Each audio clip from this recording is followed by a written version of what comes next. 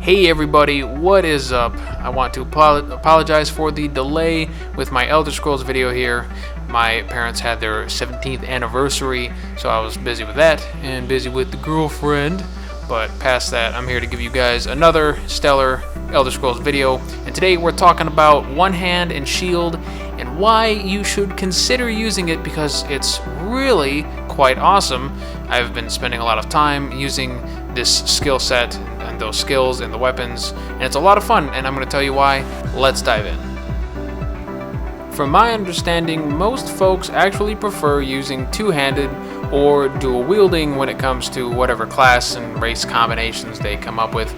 And I mean, I get that, and I was like that for a while too. I completely wrote off One Hand and Shield, but now that I've used it for like a few weeks straight and leveled it up to the max and everything, it has a lot of versatility. The skill set that it gives you allows you to do a lot of cool things, and I would highly recommend it over, in my opinion, like dual wield. You may not get as much damage as dual wield, but you just get like more survivability and a lot more crowd control for sure. But overall, I'd say two-handed gives you about the same amount of crowd control, maybe even a little less than One Hand and Shield. But at the same time, it depends on what class you're using. Like for me, I'm a Dragon Knight, so I'm kind of a tanky character anyway, but I did want to focus more on damage than just being a tanky tank that tanks.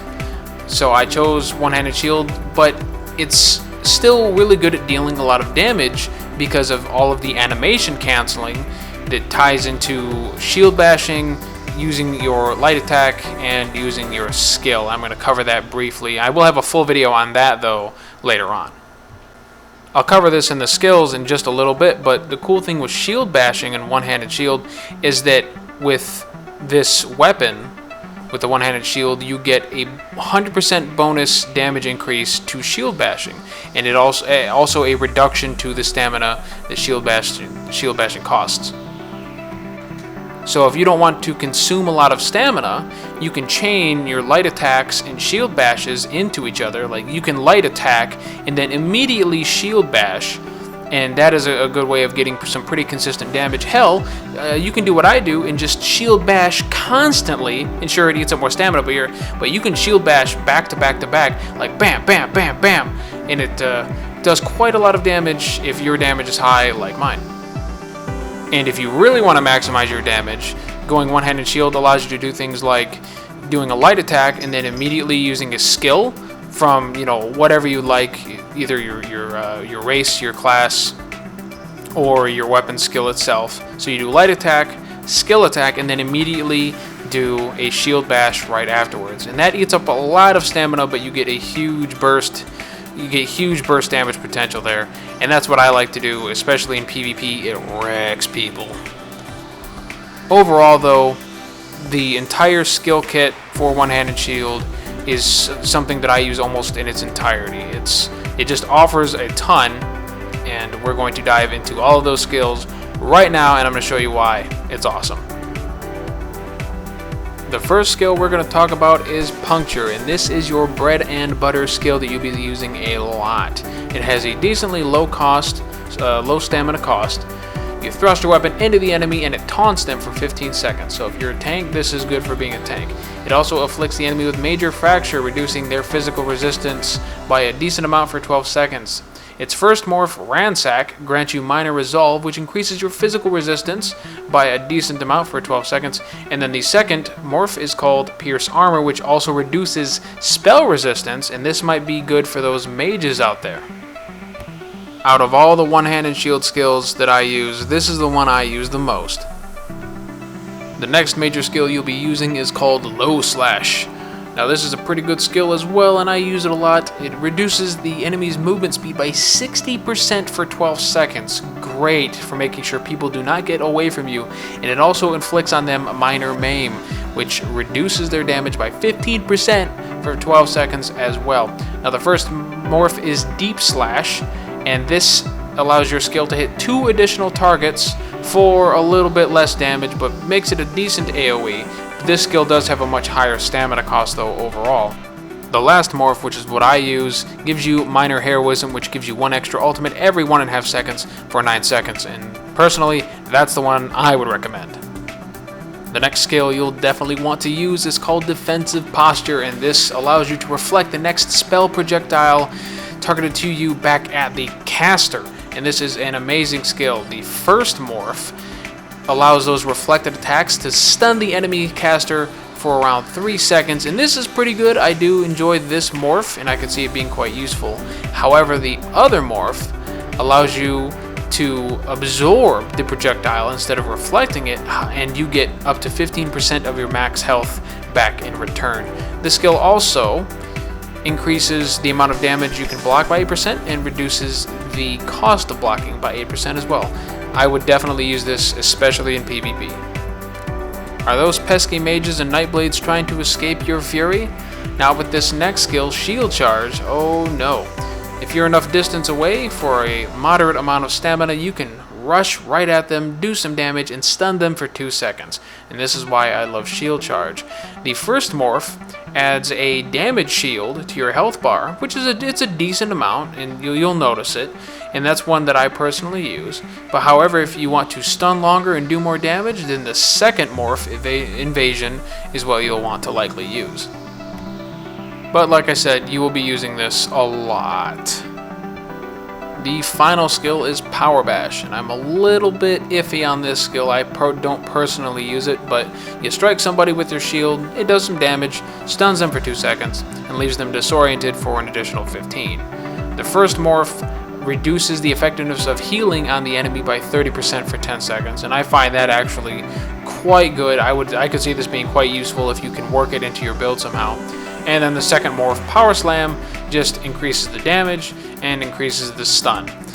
And that's pretty much it. Overall though, Shield Charge, in my opinion, is just like a better version of this skill, because once you Shield Charge somebody and they're stunned, using Power Bash isn't going to stun them again. So it's kind of like, why use it, you know? But hey, maybe your playstyle is different from mine, you don't use Shield Charge, you already have an ability that allows you to jump right to the enemy. In that case, use Power Bash and you can reduce the enemy's effective healing, which is fantastic for PvP. Holy crap. Templars will hate you. Alright, now we're on to the passives. And the first one is one you're going to want to max out. This reduces the cost of one-hand and shield abilities by 10% and also reduces the cost of blocking by 30%, which is a godsend because you will be doing some blocking if you don't want to be taking all that damage, especially in PvP. Your second passive skill, and also another one you will want to max out, increases the amount of weapon damage you do with one-handed shield, as well as the maximum amount of damage you can block by 20%. Again, great passive. I would definitely use it, or not use it, but pick it up, max it out, because the extra damage can be quite significant.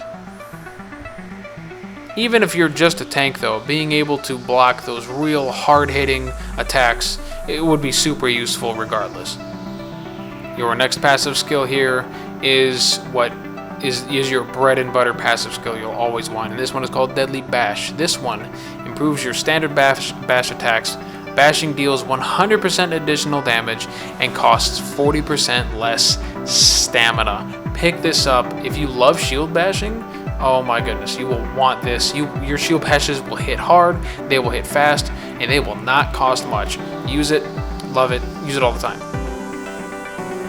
The next passive allows you to increase the amount of damage you can block from projectiles and ranged attacks by 15%. Now I don't know if this quite constitutes for like single target spells. It might.